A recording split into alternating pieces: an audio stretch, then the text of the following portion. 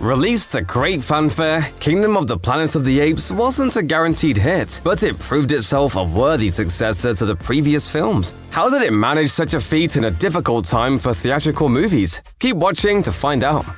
Going to the movie theater can appeal to audiences at any time of the year, but spring might be the best time for moviegoers. The dreary, cold days are over, the sun is shining, and that means people are happier and eager to go out. While studios used to focus most of their attention on the summer, the past decade has shown that pushing releases up into spring resulted in some of the biggest movies of all time, as with Avengers Endgame and Furious 7, both being released in April. Kingdom of the Planet of the Apes split the difference with a mid-May drop, which may have been the sweet spot. As a result, people may be feeling more excited to go to the theater, and Kingdom seems to be reaping the rewards. If the last 10 years have taught us anything about the state of the movie business, it's that nothing is a safer bet than a sequel to a successful film. Better still, fully fledged franchises are only getting bigger, even if there's growing concern about people getting tired of Marvel movies and other properties. Yet, even if audiences are growing bored with many film series, Kingdom of the Planet of the Apes demonstrates that a franchise follow-up can sell a whole lot of tickets while impressing viewers with jaw-dropping special effects and a good story. Reviews from both critics and audiences have called out the luscious cinematography, suspenseful narrative, and lifelike CGI, which only seems to keep getting better since the previous 3 Apes movies earned back-to-back-to-back Oscar nominations for VFX. Despite the film's strong opening, it remains to be seen if Kingdom of the Planet of the Apes could have enough momentum to strengthen the franchise even further. Franchises can be big business in theaters, and it's true that studios are increasingly reliant on them for regular revenue. But all too often it seems, franchises run out of steam after a few movies, but keep pumping out lesser sequels. We've seen examples of such 4th movie slumps with the likes of the Pirates of the Caribbean and Indiana Jones franchises, and more recently, the woefully disappointing Thor: Love and Thunder. Thor! We need your help to win this battle. Let's go. Kingdom of the Planet of the Apes, by contrast, does it right, and its story provides a real motivation for the series to continue. It starts the story anew by flashing forward into the future and introducing a whole new cast of characters, both human and ape alike. The story completely alters the status quo, with apes now in firm control of the planet and humans devolving into a race of primitive, almost ape-like people, unable to fend for themselves and barely able to communicate. Ultimately, Kingdom of the Planet of the Apes works to subvert the notion that a franchise can't stay fresh after 4 movies, and audiences are responding.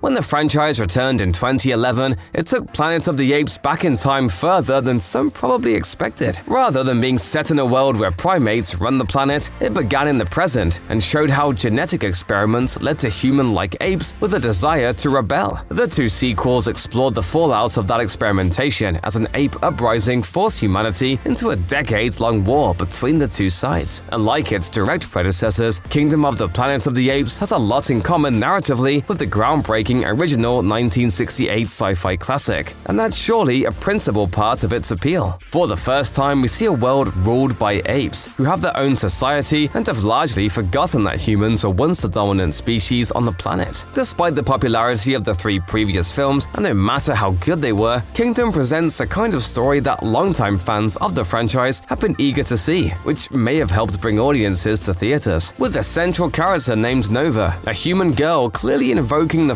feral woman Nova from the original film, there are more than just surface-level parallels too. A primitive ape civilization, humans living as animals, and a battle for the soul of the Planet of the Apes, fans looking to recapture the spirit of the first movie are finally getting what they always wanted. We will name her Nova.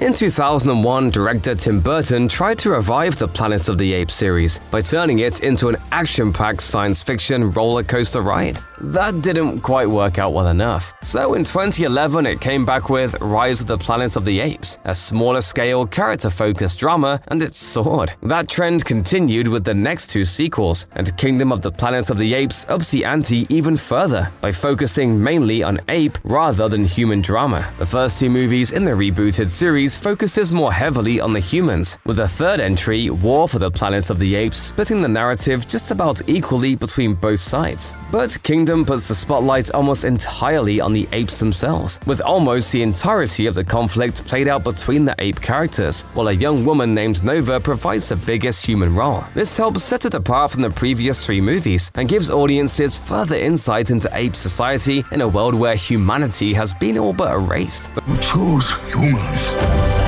over apes. Because of the focus on apes, the film is able to get away with much more heavy-handed social commentary and political allegory. For some, it may be a bit too unsubtle, but because it's centered on an almost alien-like society, it works well. It's just the kind of story that today's politically motivated mass audience can latch onto. The year 2020 did a number on most of society, and really threw the film industry for a loop. Since that fateful year, the theatrical business has changed radically, with many audiences not showing the same passion for going to the cinema as they once did. Though theaters have rebounded since 2020, it's been a slow process. National ticket sales still lag behind where things stood pre-COVID. Nevertheless, a franchise entry heavy on special effects and timed as a tentpole release, Kingdom of the Planet of the Apes is capitalizing on general audiences' reluctance to go to the cinema. Since dramas aren't drawing crowds at movie theaters anymore, this gives a big sci-fi movie like Kingdom a window where it can attract moviegoers who might not ordinarily take a trip to the theater for a smaller movie in the current post-COVID climate. While the reduced movie landscape is helping the film stand out in cinemas, its solid opening weekend is also providing the entire industry with a boost, especially with The Fall Guy bombing at the box office just a week earlier. Movie studios prefer not to wait too long between their big franchise releases. Look no further than Star Wars. Since 2015, Disney has dropped a new Star Wars movie every year between 2015 and 2019, while also releasing 5 new live-action TV shows with more on the way. Stand together. Die together. But this desire to pump out new movies and TV shows can lead to serious franchise fatigue, and that kind of burnout can leave fans less excited to head to the movies. But Kingdom of the Planet of the Apes seems to have waited just the right amount of time to come back, with 7 years elapsing since War for the Planet of the Apes in 2017. Admittedly, some of the delay was due to factors outside of the studio's control. Just as COVID-19 put Hollywood on hold, Disney's buyout of 20th Century Fox in 2019 similarly slowed the development of franchises like Alien, Predator, and Avatar, among others. Whatever the reason, the 7-year wait was enough to allow moviegoers to miss the franchise, while not waiting quite so long as to make them forget about it either. Similarly, younger audiences who saw the first few movies are now old enough to view this series with a bit of nostalgia, giving it a double-edged appeal.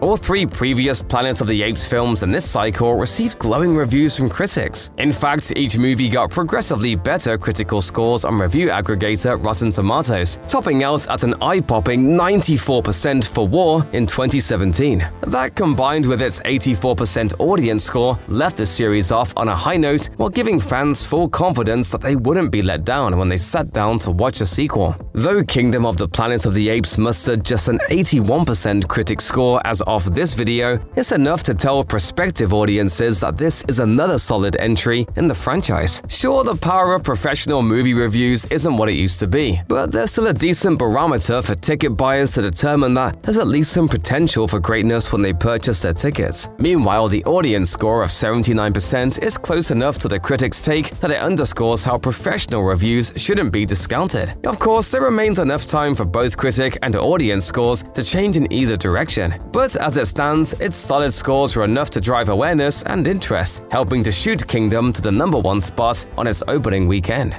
While it's likely that the 7-year gap between War for the Planet of the Apes and Kingdom of the Planet of the Apes was enough to make fans miss the franchise, it's also possible that the real-world events of the past 7 years helped boost the movie. In 2019, Walt Disney Studios took control of the Planet of the Apes franchise after buying 20th Century Fox, and it was fair for fans to wonder what its new owners might do with the property. Given Disney's family-friendly nature, would sequels define the story and make it more palatable for younger viewers? Or would they give the filmmakers the same long leash and free rein to go wherever they wanted? That question was perhaps enough to get many moviegoers curious to get to theaters and see for themselves. One fan wrote on Rotten Tomatoes, "I was excited as this has been the best franchise, but also a little wary since it's the first Apes movie since Disney took over. I was pleasantly surprised how well it kept with the previous trilogy." If that sentiment is representative of the larger audience, it's no wonder the film had success. It answered the fans' questions in a positive manner, and the dollars came pouring in.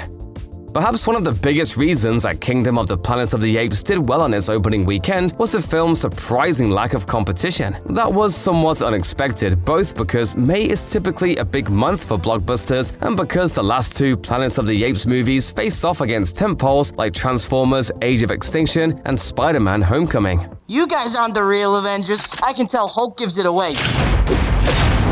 Kingdom of the Planet of the Apes, however, had very little to contend with. Not only was it the only major movie on its opening weekend, but the previous week's default winner, The Fall Guy, tanked hard with audiences. Of course, Kingdom may have to deal with a big release in its second weekend, with the arrival of the Ryan Reynolds-led If, a family film that is already gaining box office buzz. But with Kingdom being the only adult action movie in the marketplace until Furiosa: A Mad Max Saga comes out a week after that, the Apes sequel has a chance to stash away some real dollars in the days ahead.